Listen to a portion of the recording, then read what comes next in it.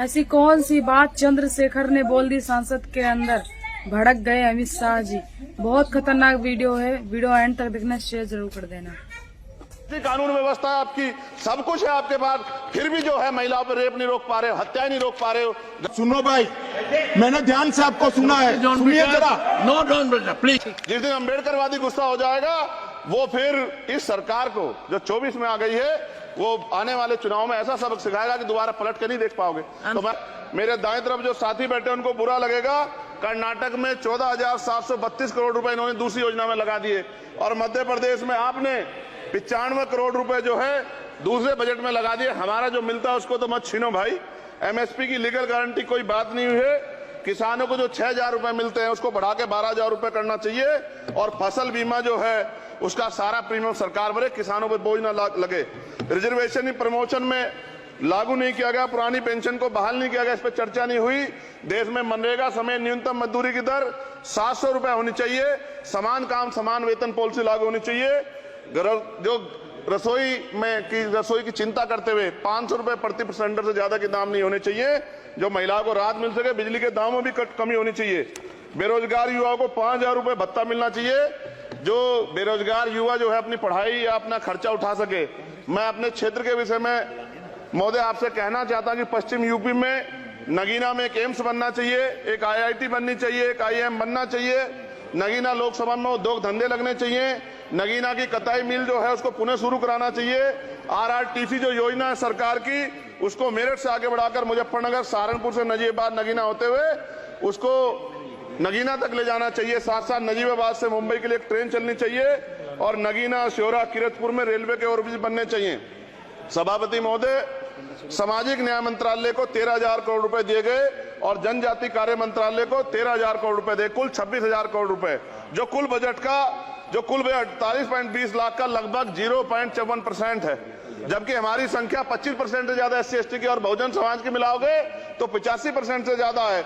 और हमारे विकास के लिए सरकार 1% बजट 1% पैसा खर्च कर रही है, जो मिलना हमें चाहिए, जबकि मिलना हमें 25% चाहिए। ये ऊंट के मुंह में जीरा के समान है, कहावत हमने बहुत दिन सुनी थी। पिछले लंबे समय से हमारे साथ धोखा हो रहा है, लेकिन अब ये नहीं चलेगा। चंद लोगों की तराजू से देश के संसाधन नहीं बटेंगे। इस देश का बहुजन समाज बर्दाश्त नहीं करेगा। संसाधन का बंटवारा संख्या के आधार पर होगा। माननीय काशीराम साहब नारा लगाए थे, ना तो वोट हमारा राज तुम्हारा चलेगा, और आज हम कह रहे हैं ना ही वोट हमारा और नोट तुम्हारा चलेगा। इस बात का भी ध्यान जो है सरकारों को देना पड़ेगा। आपके माध्यम से सरकार से मेरी एक मांग है, सरकार इस योजना का लाभ भी अपने आप ले ले, सरह भी ले ले कि 1 लाख रुपए सालाना बहुजन समाज के अत्यंत गरीब परिवारों को दे। 10 लाख करोड़ रुपए खर्च होंगे, लेकिन इस 1 लाख रुपए की योजना से एक झटके से परिवार गरीबी की रेखा से ऊपर आएगा और इनके बच्चों को कुपोषण खत्म होगा, अच्छी शिक्षा मिलेगी, महिलाओं को सम्मानजनक जीवन मिलेगा और इससे वास्तव में सबका साथ सबका विकास का नारा सार्थक होगा। अगर प्रश्न ये होगा कहां से आएगा, तो उसका जवाब ये है कि जब अमीरों का 16 लाख करोड़ रुपए माफ हो सकता है, कॉर्पोरेट टैक्स का घटाकर लाखों करोड़ रुपए का चुना सरकारी खजाने को लगाया जा सकता है, पेट्रोल डीजल के दाम 10 गुना एक्साइज ड्यूटी बढ़ाई जा सकती है, तो गरीबों को सरकार पैसा क्यों नहीं दे सकती। महोदय, समय आ गया है, अब निजी क्षेत्रों में आरक्षण की व्यवस्था होनी चाहिए। SC/ST OBC को निजी क्षेत्रों में आरक्षण मिलना चाहिए। और मेरी आपसे ये भी मांग है, क्योंकि अब समय की मांग है और देश तेजी से आगे बढ़ रहा है, तो मैं कहूंगा कि सरकार का जो सबका साथ सबका विकास का नारा लगभग वो असत्य महसूस होता है, क्योंकि अल्पसंख्यकों में मुसलमानों, जैनों, सिखों, बुद्धिस्टों के लिए कुछ दिख नहीं रहा, उनकी कल्याण कोई योजना नहीं है। मदरसों को जो बजट मिलता था वो कम कर दिया गया है। आर्थिक तंगी से लोग मर रहे हैं। इंटर्नशिप की बात हुई है, परमानेंट रोजगार नहीं है। और दिल्ली में क्या हुआ बच्चों के साथ कल, उनकी सुरक्षा की जिम्मेदारी क्या है? वो आए तो बनने थे IAS IPS और बन क्या गए, लाशें बन के गए। यहां से कोई ध्यान नहीं दे रहा है, किसी की नजर नहीं है।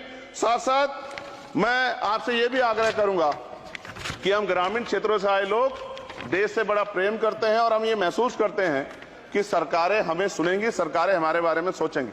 लेकिन ऐसा महसूस हो जाता है आजादी के 75 साल बाद, और जिसको अमृत काल कहा जा रहा है, आज भी SC/ST OBC के लोगों पर अत्याचार हो रहा है। अभी 2 दिन पहले गोली से उड़ा दिया गया गाजियाबाद में और राजस्थान में गर्दन काट दी गई। ये घटनाएं देखकर डर लगता है, घर से निकलते हुए भी कि आने घर वापस लौटेंगे नहीं लौटेंगे। तो मेरा सरकार से आग्रह है, अगर आजादी के 75 साल बाद भी हमारी हत्या हो रही है, तो हमारी मां को भी दर्द हुआ होगा जब उसने हमें पैदा किया होगा। हमारी बहनों को भी हमारे खोने का दर्द होता होगा। कैसी कानून व्यवस्था है आपकी? सब कुछ है आपके पास, फिर भी जो है महिलाओं पर रेप नहीं रोक पा रहे हो, हत्याएं नहीं रोक पा रहे हो, गरीबों, दलितों, पिछड़ों, किसानों, मजदूरों की जान नहीं बचा पा रहे हो। किसान सुसाइड कर रहा है, नौजवान सुसाइड कर रहा है, और बड़ी बड़ी बातें होती हैं, इधर भी अच्छे लोग हैं, इधर भी अच्छे लोग हैं, लेकिन अच्छाई तब होगी जब जमीन पे भी कुछ काम दिखाई देगा। और जमीन पे महोदय कोई काम दिखाई नहीं दे रहा है। जब कोई योजना की बात आती है तो सरकार हमसे मुंह मोड़ लेती है। आप बताइए, एजुकेशन का बजट कम कर दिया, हेल्थ का बजट कम कर दिया। मैं अपने क्षेत्र में गया तो आप विश्वास कीजिए, डॉक्टर नहीं है, स्कूल में मास्टर नहीं है, और कोई भर्ती ऐसी नहीं जिसका पेपर लीक नहीं होता है। तो देश किस तरफ जा रहा है और इसमें नौजवानों का भविष्य क्या है, उसके बारे में भी हमें चिंता करनी चाहिए। और अंत में अपनी बात को खत्म करते हुए मेरा आपसे आग्रह और आपके माध्यम सरकार से आग्रह है कि यहां बाहर बाबा साहब अम्बेडकर की मूर्ति लगी हुई थी, वो करोड़ों लोगों की आस्था से जुड़ा विषय है, और आप विश्वास करो इतना गुस्सा है उसको लेके, मेरी आपके माध्यम से मैं हाथ जोड़ता नहीं हूं, लेकिन मैं हाथ जोड़ के आपसे आग्रह कर रहा हूं कि प्रधानमंत्री जी, सरकार से हमारी आग्रह कि वो अम्बेडकर वादियों के सम्मान का ध्यान रखते हुए, उनके जो है दिल की पीड़ा को समझते हुए, दर्द का ध्यान रखते हुए